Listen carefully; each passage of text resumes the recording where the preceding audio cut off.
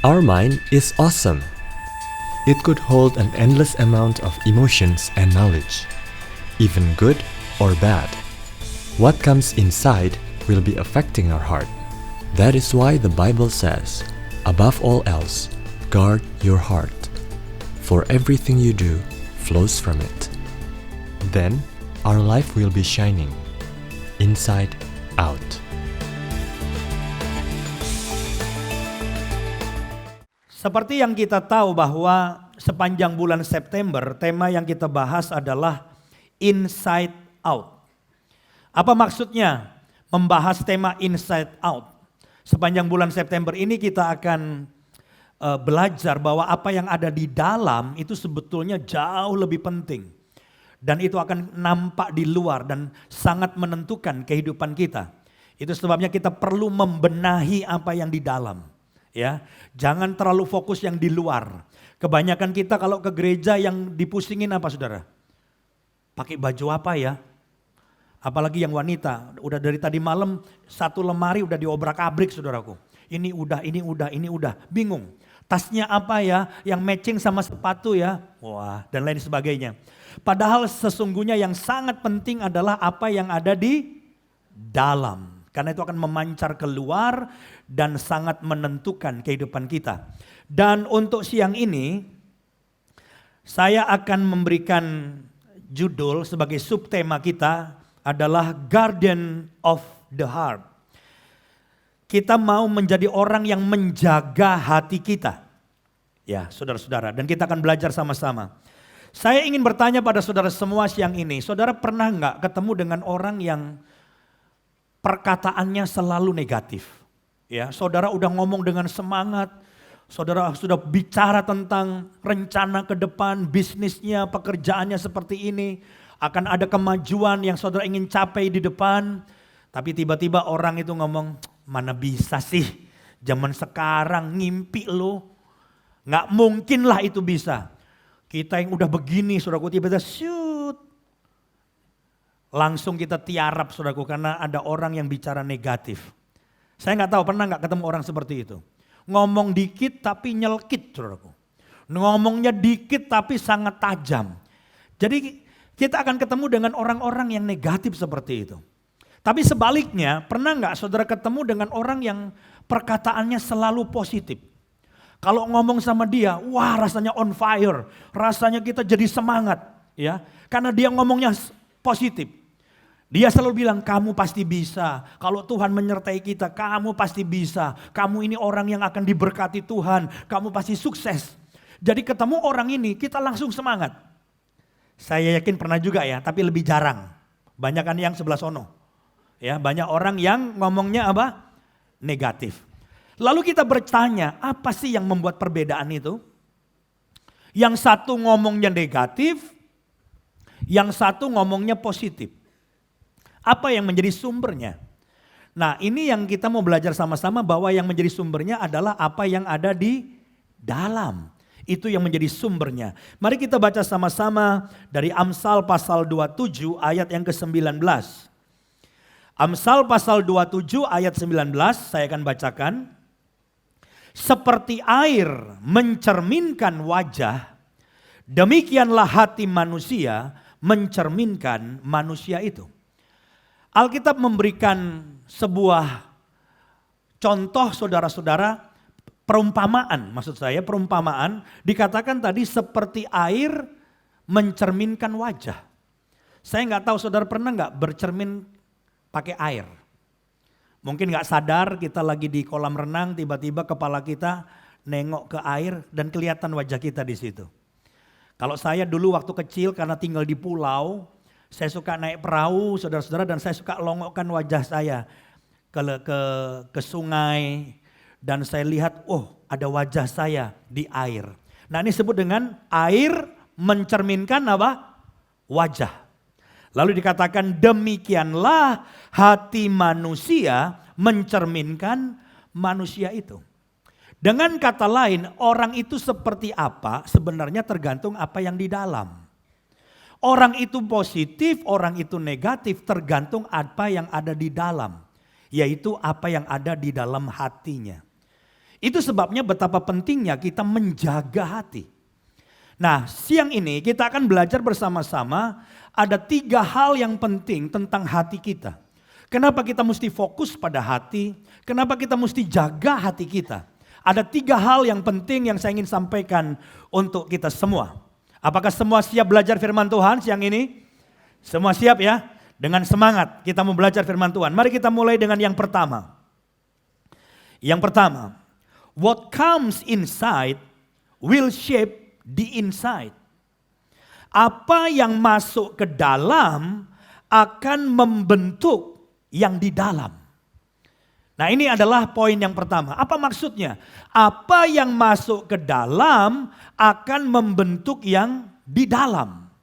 Maksud dari pernyataan ini adalah apa yang kita izinkan untuk masuk ke dalam hati kita akan membentuk hati kita. Itu sebabnya betapa pentingnya kita betul-betul menjaga hati. Jangan izinkan semuanya dimasukkan dalam hati. Saudara harus bikin penyaring atau penjaga di depan hati saudara. Jadi saudara-saudara jangan memasukkan semuanya. Kalau saudara memasukkan yang kotor, yang jorok, yang porno masuk dalam hati, maka hati kita akan jadi kotor. Hati kita akan jorok. Jangan saudara izinkan masuk hal-hal yang buruk, hal-hal yang tidak baik. Dan kalau itu diizinkan masuk di dalam hati kita, maka hati kita akan dibentuk olehnya menjadi buruk dan jelek.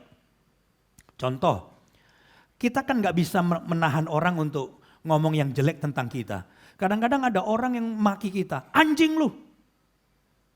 Kita masukin anjing dalam hati. Babi lu, kita masukin babi dalam hati. Monyet lu, kita masukin monyet dalam hati. Lama-lama hati kita jadi kebun binatang, saudaraku. Karena segala binatang ada anjing, ada babi, ada monyet, ada kadal, iguana, kodok, dan lain sebagainya. Jadi kita yang harus jaga, anjing lu, anjing dilarang masuk. Monyet lu, monyet dilarang masuk. Jadi kalau kita masukin semuanya, bahaya saudara. Nanti kalau omongan-omongan yang kasar yang orang berikan kepada kita masukkan dalam hati kita, lama-lama hati kita jadi luka. Dan berapa banyak orang hatinya luka. Berapa banyak orang hatinya kotor. Karena senangnya nonton yang jelek, nonton yang porno, baca buku-buku porno, itu yang masuk. Dan akhirnya apa? Membentuk hati kita seperti itu. Saya berulang-ulang bilang sama jemaat, jangan nonton film horor. Jangan nonton film horor. Tapi masih banyak yang hobi nonton film horor. Makanya film-film sejenis Suster Ngesot, film Jailangkung itu banyak penontonnya. Saya juga bingung. Udah bayar, ditakut-takutin. Penuh lagi saudaraku. Ini sekarang ada banyak ibu-ibu ya, nonton TV sendirian gak berani. Kenapa banyak ibu-ibu nonton TV sendirian gak berani? Itu gara-gara nonton film horor. Dalam film horor ada wanita lagi nonton TV sendirian.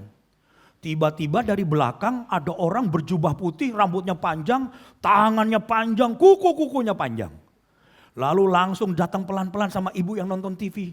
Langsung dicekek dari belakang. Matilah itu wanita dalam film itu. Nah gara-gara nonton itu udah 3 bulan yang lalu padahal itu masih terbayang-bayang. Dia kalau nonton TV sendirian suka noleh ke belakang. Noleh ke belakang. Ada orang gak di belakang? Ada tangan yang panjang gak? Yang kuku-kukunya juga panjang. Saudara tahu orang jadi penakut. Pergi ke toilet gak berani. Dengar pintu bunyi kriet takut. Darah Yesus, darah Yesus. Itu gara-gara apa saudara? Itu gara-gara suka nonton yang horor-horor dan itu yang dimasukkan. Dan akhirnya apa? Jadi penakut. Itu sebabnya Alkitab bilang yang boleh dimasukkan dalam hati kita tuh apa saudaraku? Yang boleh memenuhi hati kita. Nomor 1 adalah firman Tuhan. Kenapa kita diajar untuk membaca Alkitab tiap hari? Pakai revive tiap hari, ada ayat hafalan. Sebab kalau hatimu dipenuhi dengan firman, maka hatimu akan terbentuk menjadi hati yang bersih. Saudara punya hati yang berani, bukan penakut. Karena engkau dipenuhi dengan janji Tuhan, penyertaan Tuhan. Itu akan membentuk hati saudara. Jadi saudara-saudara, saya mendorong saudara semua tiap hari, tolong dijaga baik-baik hati saudara. Karena apa? Kalau saudara masukkan semua yang jelek, itu yang akan membentuk hati saudara. Perhatikan ayat yang sangat terkenal sekali, Amsal 4 ayat 23, coba dilihat. Amsal 4 ayat 23 bilang begini, jagalah hatimu dengan segala kewaspadaan. Kenapa harus dengan segala kewaspadaan? Karena kita nggak tahu kapan hal yang buruk dilontarkan. Kadang-kadang tiba-tiba atasan kita ngomong buruk. Atau pasangan kita, istri kita, suami kita, tetangga kita, teman di kantor. Itu kalau hati nggak disiapkan, dijaga dengan segala kewaspadaan, langsung masuk dia. Akhirnya apa? Hati kita nyampah, penuh dengan sampah, penuh dengan omongan orang yang gak benar, penuh dengan hal-hal negatif. Itu membuat hati kita terluka, hati kita kotor, hati kita jadi penakut saudara. Tapi kalau kita menjaganya dengan segala kewaspadaan, karena dari situlah kata Alkitab terpancar kehidupan. Saya berharap poin pertama ini betul-betul saudara tangkap. Dan saudara berkata bersama saya, jaga hati. Coba bilang sama-sama, jaga hati. Bilang sama-sama, jaga hati. Waspada. Jadi setiap saat ada hal yang jelek, yang buruk, kita udah jaga. Sorry, saya gak izinkan. Anjing, babi, monyet, hal-hal jorok, hal-hal porno yang melukai saya, sorry. Saya hanya mau terima yang baik. Firman Tuhan, janji Tuhan yang menguatkan, membuat hatimu sehat, hatimu bersih, hatimu kuat, hatimu berani. Yang setuju katakan amin. Kita berikan kemuliaan bagi Tuhan. Haleluya. Yang kedua, what comes inside will be reflected outside. Apa yang masuk ke dalam akan terpancar keluar. Jadi ini yang banyak orang gak paham. Bahwa yang terpancar keluar itu sebetulnya sudah dimasukin dulu awalnya. Begitu dia masuk, membentuk hati kita, dan ternyata tidak stay di dalam terus. Apa yang saudara masukkan dalam hati, membentuk hati saudara, lalu poin yang kedua adalah itu akan terrefleksi keluar. Dalam bentuk apa? Dalam bentuk perkataan, dalam bentuk perbuatan, dalam sikap, respon atau apapun juga. Itu terrefleksi keluar dari hati saudara. Makanya orang yang punya hati terluka, sebaiknya jangan pelayanan. Kenapa? Orang yang punya hati luka, keluarnya apa kira-kira? Pasti kalimat tajam. Kalau orang punya hati terluka, pasti keluarnya adalah kalimat-kalimat yang tajam, yang melukai. Makanya sebaiknya jangan pelayanan, lebih baik hatinya dipulihkan dulu. Sebab orang yang hatinya terluka, akan punya kecenderungan keluarnya kalimat yang melukai orang lain. Dan ini yang sangat berbahaya. Nah sekarang coba kita lanjut baca Markus pasal 7, ayat 20 sampai 23. Saya bacakan. Katanya lagi, apa yang keluar dari seseorang itulah yang menajiskannya. Garis bawahi. Jangan hanya fokus apa yang masuk. Orang selalu bilang ini haram, haram. Makanan ini haram, yang masuk banyak haram. Padahal sebetulnya yang lebih berbahaya, yang menajiskan itu apa yang keluar. Bukan apa yang masuk. Sebetulnya apa aja masuk atas haleluya terima kasih jadi berkat. Yang keluar itu yang bahaya. Lanjut ya.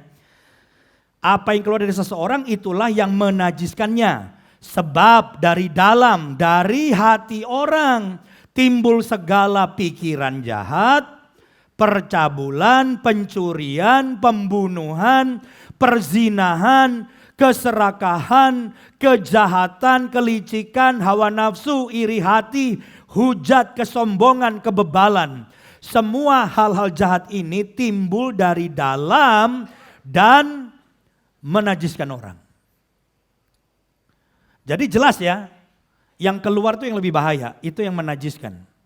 Hanya yang saya mau tekankan sekali lagi bahwa yang dari dalam ini ternyata sudah terbentuk gara-gara apa yang kita masukkan tadi. Itu poin 1. Enggak tiba-tiba orang tuh porno, pikiran jorok, enggak. Itu kadang-kadang masuk dulu yang porno, yang jorok. Kayak pembunuhan, dari hati pembunuhan. Biasanya orang membunuh itu gara-gara ada yang dimasukin dulu. Yang bikin orang akhirnya marah. Saudara lihat gak di televisi, masuk di berita, seorang istri membakar suaminya. Aja ya, bukan hanya suaminya, anaknya juga ya. Kita baca kan kaget. Hah? Istri bakar suaminya, anaknya dibakar, jadi dua-duanya dibunuh sama istrinya. Itu pasti kan keluar dari dalam nih, pembunuhan. Tapi menurut saya, jangan-jangan pembunuhan itu terjadi karena ada yang dimasukin dulu sebelumnya. Mungkin suaminya melakukan apa pada istrinya, masuk tuh. Dan gak disaring, gak dijaga hati istrinya, akhirnya luka, benci, marah, langsung akhirnya keluar. Terjadi pembunuhan. Dan ini yang seringkali kita gak sadar. Di dalam Alkitab juga ada contoh. Kenapa sampai timbul pembunuhan yang pertama di Alkitab. Itu bukan sepasang kakak beradik. Ya. Si kakak melihat adiknya lebih sukses. Wah, adik saya lebih ganteng ya. Masuk tuh simpen, iri. Wah, adiknya lebih berhasil. Satu kali kakak beradik ini sama-sama mempersembahkan korban kepada Tuhan. Dan pada waktu si kakak ini mempersembahkan korban, korbannya tidak diterima. Tapi korban adiknya diterima. Tambah ini dimasukin lagi, kurang ajar adik saya ini. Marah, iri, dendam, marah. Akhirnya si kakak membunuh adiknya. Saudara tahu siapa namanya? Namanya siapa? Kain. Kain membunuh adiknya. Gara-gara apa? Dimulai dengan itu tadi. Dimasukin iri. Akhirnya membentuk hati yang penuh dengan kebencian, dendam, iri, marah, keluar jadi pembunuhan. Ada sebuah quotes bilang begini. The bitter heart eats its owner. Hati yang pahit memakan tuannya sendiri. Jadi kalau saudara punya hati yang pahit, karena terbentuk dari banyak hal-hal yang buruk saudara masukkan. Saudara jangan anggap ya gak masalah, pahit ada di dalam. Itu akan keluar. Akan menjadi tindakan-tindakan yang mengerikan dan akhirnya memakan tuannya sendiri. Saudara ingat kisah ketika 6 juta orang Yahudi dibantai. Saudara ingat siapa yang menjadi tokoh utamanya dalam proses peristiwa pembantaian itu? Namanya siapa? Hitler. Hitler adalah dianggap sebagai orang yang sangat bengis, sadis, membunuh 6 juta orang Yahudi. Saudara tahu kenapa? Itu ada ceritanya. Ternyata Hitler ini, saudaraku, waktu kecil sering dipukulin oleh ayah tirinya. Jadi Hitler waktu kecil dipukulin sama ayah tirinya dan dia juga melihat maminya itu dipukulin sama ayah tirinya. Dan ternyata ayah tiri dari Hitler adalah seorang Yahudi. Jadi sejak kecil itu sudah dimasukin dalam itu kebencian, kejengkelan, kemarahan kepada ayah tirinya yang seorang Yahudi. Waktu dia menjadi besar dan dia kuliah, dia jatuh cinta sama seorang gadis cantik. Lalu kemudian pacaran. Dan setelah pacaran serius, Hitler berniat untuk menikah dengan gadis cantik ini. Tapi tiba-tiba sang gadis kabur, saudara, meninggalkan Hitler yang lagi jatuh cinta habis-habisan sama gadis cantik ini. Siapa gadis cantik ini? Ternyata gadis cantik ini adalah seorang Yahudi. Jadi dia sebel sama ayah tirinya yang pukulin dia, yang pukulin maminya orang Yahudi. Dia juga sebel sama gadis cantik yang tinggalin dia orang Yahudi. Ini disimpan membentuk hati yang luka. Dan akhirnya meledak keluar. Menjadi tindakan yang mengerikan. Saudara tahu tangan kanannya Hitler, salah satu tangan kanannya itu namanya Joseph Mengele. Joseph Mengele itu juga dikejar sebagai penjahat perang. Karena dia juga terlibat di dalam pembunuhan 6 juta orang Yahudi itu. Akhirnya Joseph Mengele ditangkap, saudara. Waktu Joseph Mengele ditangkap, Kemudian rumahnya digeledah. Polisi yang menggeledah rumahnya kaget. Kenapa kaget? Di dalam rumahnya Yosef Mangali, tangan kanannya Hitler ini, diketemukan sebuah kulkas, lemari es yang gede. Dan waktu dibuka lemari esnya, saudaraku, di bagian bawah itu ada satu tempat yang cukup besar, dan waktu dibuka isinya adalah potongan tangan dan potongan kaki orang Yahudi yang dibantai. Itu ada di situ. Lalu ada beberapa rak di dalamnya dan kemudian bagian atas itu waktu ditarik ada satu baskom di atas, saudaraku. Isinya apa baskom itu? Congkelan matanya orang Yahudi. Jadi orang-orang yang dibantu itu matanya dicongkelin, dikumpulin di baskom.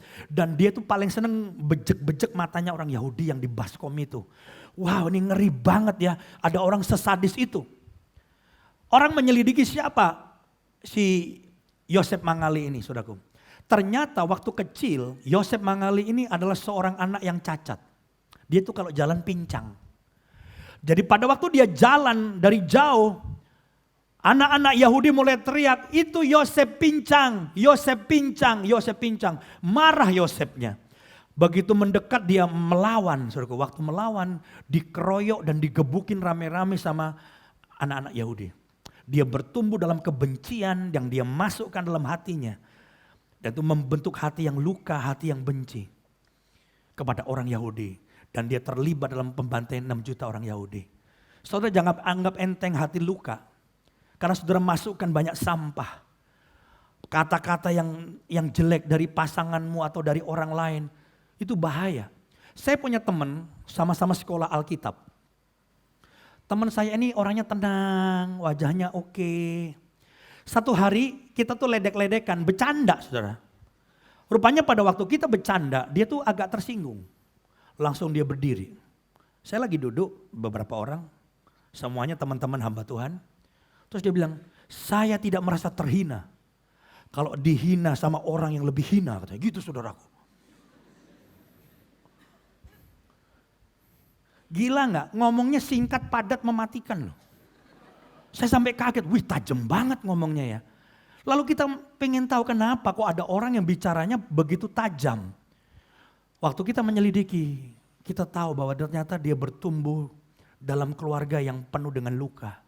Waktu dia kecil sering dilecehkan.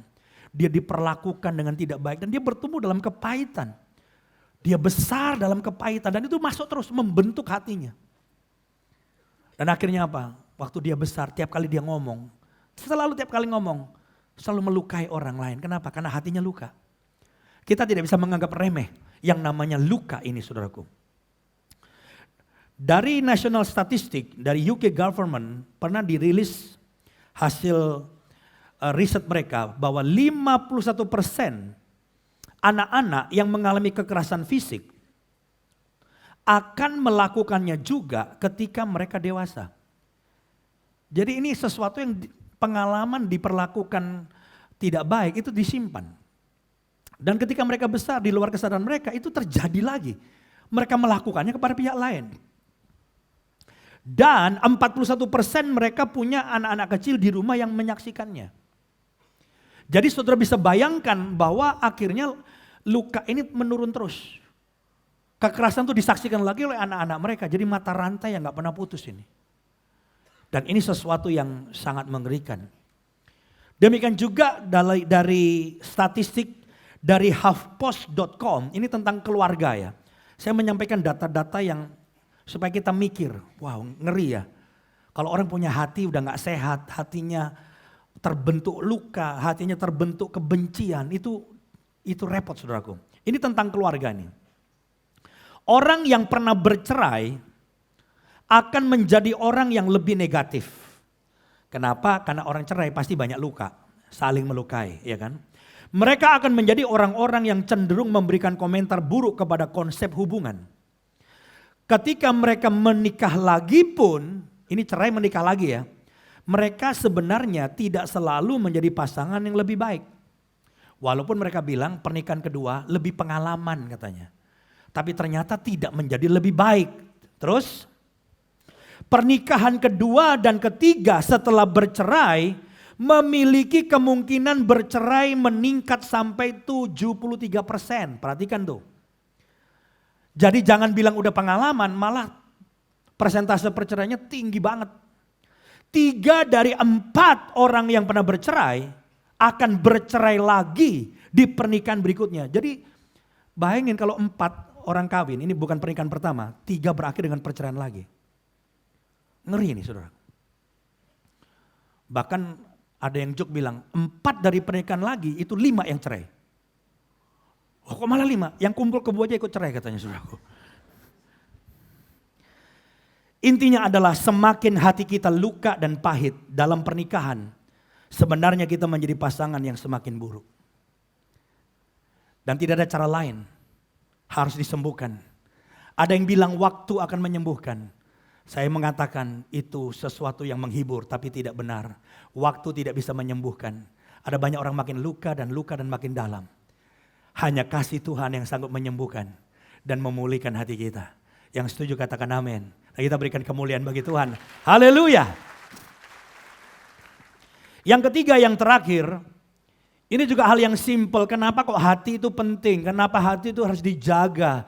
Harus dijaga dengan segala kewaspadaan. Yang ketiga, karena God sees your heart. Tuhan melihat hati kita. Tuhan itu sebenarnya sangat fokus pada hati kita. Seperti yang saya katakan tadi pada awal khotbah ini, yang menjadi kesalahan kita adalah kita justru fokus pada hal yang Tuhan sebetulnya nggak terlalu pusing. Kita pergi ke gereja, kita fokus rambut. Ada beberapa orang sebelum ke gereja pasti ke salon. Kalau nggak sempat ke salon, pakai pokoknya dengan segala cara supaya rambutnya agak tinggi lah. Kita fokus kepada baju kita, fokus kepada sepatu kita, fokus kepada tas kita. Sebetulnya itu semua baik. Saya nggak bilang nggak baik. Kalau saya sebagai gembala, pemimpin di gereja, saya senang lihat wajah-wajah yang terpelihara dengan baik, yang cantik, yang ganteng. Tapi ternyata Tuhan nggak fokus ke situ.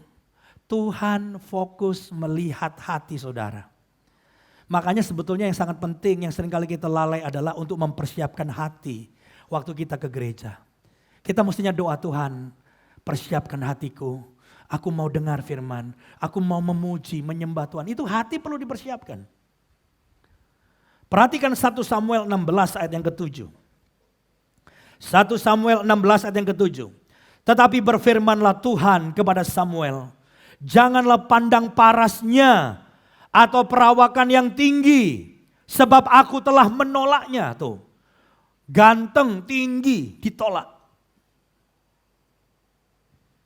Ini berita baik bagi yang kurang ganteng dan pendek. Ini ganteng, tinggi, aku telah menolaknya. Tapi juga jangan ditafsirkan berarti yang tinggi dan ganteng pasti ditolak, itu juga salah.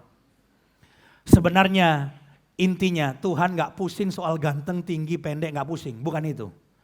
Sebab aku telah menolaknya. Bukan yang dilihat manusia, yang dilihat Allah.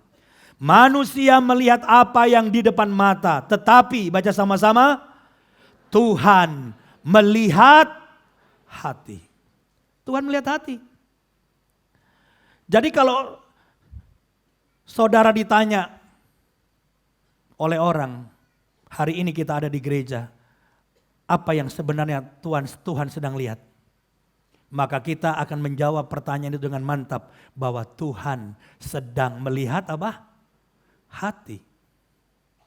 Ada beberapa orang bilang begini sama saya, Pak, saya ini seorang businessman, udah kerjanya rajin, mau ngikuti perkembangan zaman, pelayanan udah, ke gereja rajin, saya sungguh-sungguh, kenapa saya nggak diberkati? Saya jawab, kalau semua sudah kamu lakukan, bisnisnya rajin, kerjanya rajin, udah pelayanan juga, udah sungguh-sungguh, kenapa kok belum mengalami breakthrough soal ekonomi? Saya jawab mungkin saya bilang.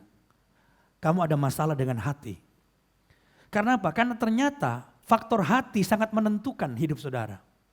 Sangat menentukan apakah kau berkenan kepada Allah atau tidak. Sebetulnya berkat Tuhan itu kan kalau saya gambarkan seperti sungai. Ya, ini Tuhan, ini kita. Tuhan mau mengalirkan berkatnya dalam sungai, berkatnya Tuhan itu dengan deras.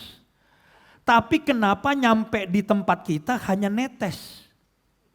Maka jawabannya adalah karena terlalu banyak sumbatan. Sumbatan-sumbatan itu apa? Yaitu tadi, hati kita yang gak beres. Hati kita yang iri, benci, marah, kepahitan, sakit hati, luka, ini jadi sumbatan. Sehingga deras tapi terlalu banyak sumbatannya, nyampe di kita udah netes. Berkat Tuhan seakan-akan gak pernah lebih gitu, selalu pas gitu. Apa persoalannya? Mungkin masalah hati. Kenapa saya gak dipromosikan? Saya cukup pinter Pak, dan saya rajin ke gereja, saya pelayanan. Kenapa saya gak dipromosikan? Mungkin salah satunya masalah hati. Saya ingin hari ini ada breakthrough di tempat ini, ada terobosan yang mengubah hidup kita. Saya percaya ketika hati kita dibereskan, maka ekonomi kita bisa lebih baik. Ketika hati kita dibereskan, maka keluarga kita dipulihkan. Ketika hati kita dibereskan, masalah ekonomi kita jadi beres. Ketika hati kita dibereskan, masalah pekerjaan kita jadi beres. Jadi ujung-ujungnya yang sangat menentukan adalah hati kita. Makanya kita mesti jaga hati dengan segala kewaspadaan. Dan ada dampak yang mengerikan kalau hati kita gak beres. Perhatikan ayat, ini ayat terakhir kita akan baca, Hosea 10 ayat yang kedua. Hosea 10 ayat yang kedua dikatakan hati mereka licik. Perhatikan tuh, hati mereka licik. Sekarang mereka harus menanggung akibat kesalahannya. Dia akan menghancurkan mereka, mesbah mereka, akan meruntuhkan tugu-tugu berhala mereka. Coba perhatikan kalimat yang atas tadi. Hati mereka licik, sekarang mereka harus menanggung akibat kesalahannya. Pertanyaannya, adakah hati yang gak beres dalam kita? Ada luka. Kita anggap, saya udah lama gak ngomong sama mertua saya, udah 5 tahun. Kenapa mertua tahu tuh nggak ada masalah dengan mertua tapi ngeliat mukanya sebel aja gitu, pengen gue bejek-bejek tuh muka tuh. Saya bilang bukan nggak ada masalah, itu hatimu nggak beres. Bener. Makanya saudara-saudara gak punya hati besar ya, gampang iri ya, mending gak punya Instagram. Saya bolak-balik bilang, orang punya Instagram itu mesti hati besar. Lihat Instagram orang jalan-jalan, senang kita. Walaupun kita ke Bandung aja jarang. Lihat teman ke New York, ke Amerika, ke Hong Kong, ke Eropa. Kalau saudara bisa terima dan happy dan gak ada masalah, boleh punya Instagram. Tapi lihat orang ganti mobil, kesel. Lihat orang pindah rumah, kesel. Lihat orang makan di restoran, kesel. Karena dianya jarang makan di restoran. Itu hal-hal yang kelihatannya simple, tapi itu hati. Itu saudara masukin apa di hati itu? Banyak sampah. Benar. Sekarang ini banyak orang susah lihat orang senang. Nangkep ya? Susah lihat orang senang. Padahal senangnya orang gak rugiin kita kan? Tapi kita susah lihat orang senang. Dan senang lihat orang susah. Itu gak busuk hatinya tuh. Dan saya ngomong nih busuk itu hati. Bayangkan susah lihat orang senang. Lihat orang senang tidak merugikan kita. Teman kita jalan-jalan ke Amerika gak minta duit sama kita. Tapi kita susah lihat orang senang. Dan senang kalau lihat temannya susah. Nah itu yang bikin hati kita tuh gak bisa ngalir tuh berkat. Kalau hatimu luka, hatimu iri, hatimu benci, marah. Saya pikir hari ini waktunya engkau berdoa, Tuhan pulihkan hatiku, sembuhkan luka hatiku. Biar aku punya hati besar, senang lihat orang lain diberkati, senang lihat orang sukses. Kalau saudara punya hati seperti itu, Anda siap dipromosikan Tuhan. Dan saudara siap diberkati Tuhan. Yang setuju katakan amin. Kita baca satu quotes, ini terakhir nih. Quotesnya bilang begini, it can ruin your life only if it ruins your character. Otherwise it cannot harm you inside or out. Terjemahannya kira-kira seperti ini. itu hanya bisa mengacaukan hidupmu kalau itu merusak karaktermu. Maksudnya gini, saudara mau dimaki orang, anjing, babi, atau dijelek-jelekin orang, selama saudara tidak izinkan masuk dalam hatimu, itu gak ada pengaruhnya. Itu gak akan kena karaktermu dan itu gak akan menyakitimu. Tapi kalau saudara masukkan dalam hati kata-kata yang negatif, yang jelek dari orang masuk, dan itu kena hatimu, membentuk saudara, saudara kena karaktermu. Maka saudara akan bilang gini, emang lu aja yang bisa ngancurin hidup gua. Gua gak akan bales hancurin hidup lu. Kalau saudara seperti itu, karaktermu kena gak? Kena. Sebetulnya saudara gak perlu pusing, orang mau jahatin saudara gak usah pusing. Jaga hati. Selama hatimu dijaga, berkat akan terus mengalir. Orang akan makin sebel, tapi berkat akan terus mengalir. Karena berkatmu tidak dipengaruhi oleh pendapat orang dan penilaian orang terhadap saudara. Yang nangkap setuju katakan amin. Saya tiap hari jaga hati. Kenapa? Yang namanya pendeta banyak yang ngomongin. Betul. Yang ngomong itu macam-macam. Bisa maksudnya menjatuhkan, bisa iri, bisa apa. Tapi saya bilang selama saya jaga hati, saya gak mau masukin anjing masuk, babi gak boleh masuk. Yang jelek-jelek saya jaga hati. Selama kita jaga hati, sukacita kita tetap ada dan berkat Tuhan tetap mengalir. Gak usah peduli orang ngomong apa. Jaga hidupmu dengan Tuhan.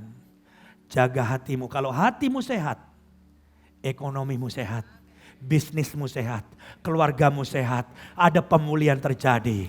Kita berikan kemuliaan bagi Tuhan. Haleluya. Inside Out.